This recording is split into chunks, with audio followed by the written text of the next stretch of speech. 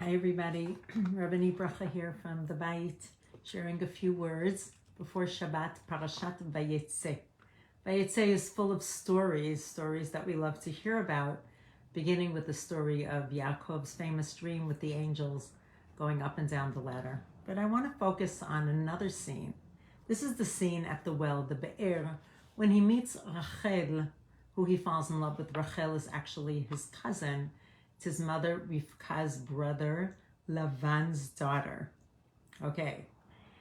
I received an answer this week after learning something that I've had for many years. I never really had a satisfactory answer for why, when Yaakov meets Rachel, he bursts into tears, is very emotional, and kisses her. And I read a number of things, I thought about it, but this week I read an answer by Rabbanit from Yeshivat Har Etzion, which makes so much sense to me, especially since it fits in exactly with the text. And I think there's something very powerful for us to take away with us as well.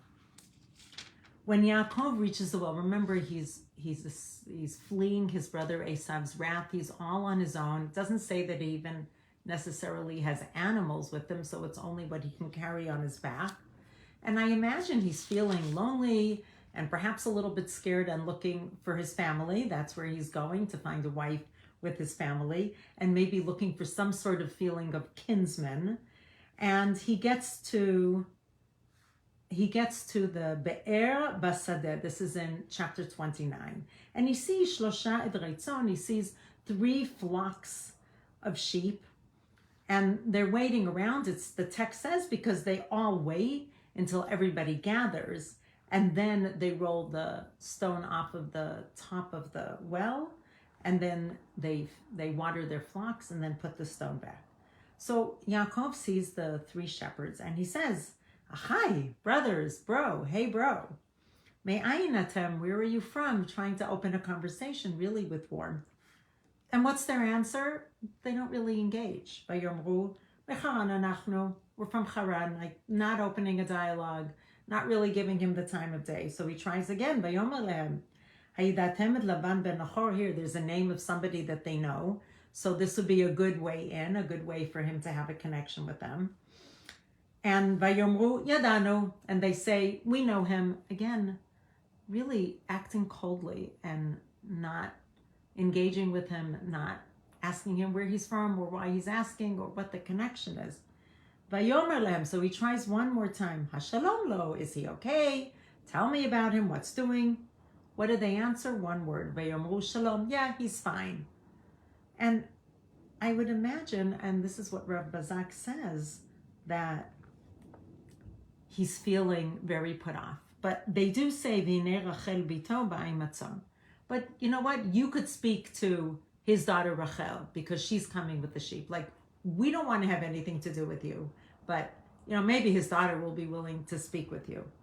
And then what happens? He says, well, in that case, obviously, since you're sitting around and not willing to engage, it seems like they're being very lazy, laconic, just not doing anything productive. He says, why don't you water your sheep? They say, oh, we have to wait till everybody gathers, which Rav Bazak says, if Yaakov in the end rolls off the stone all by himself, then it's hard to imagine, even if you say superhuman strength, it's hard to imagine that 3 shepherds couldn't have rolled it off by themselves, meaning he wasn't getting a really good feeling from these 3 guys. And then what happens? Who appears on the scene? Odenu medaber imam, he's still speaking with them. V'Rachel ba'a im hatzon asher la'avia. She's coming with her father's sheep because he's a shepherd. And here's the turning point. Vayhi kasher ra'a Yaakov et Rachel.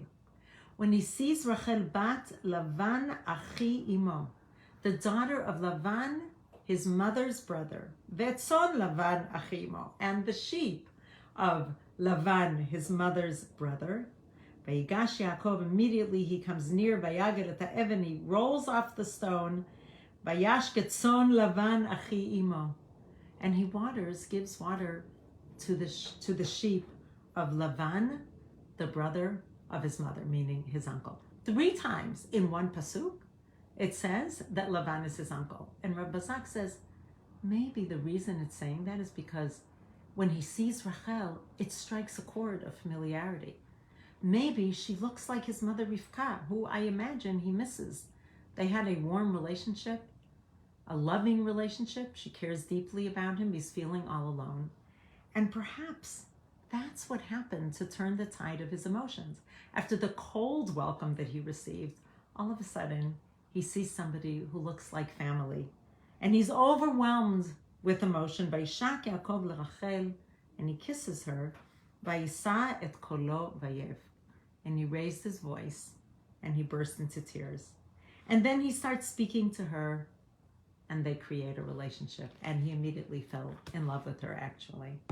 I thought that was a beautiful reading and speaks so deeply to the values that I hold dear, which is how important it is to always, as much as we can, as much as is possible, to greet everyone with warmth. And we never know when an offhand comment, or perhaps a face that is closed, or by answering someone shortly because we're preoccupied with something else. That's not what it seems like in the text, but I'm extending it.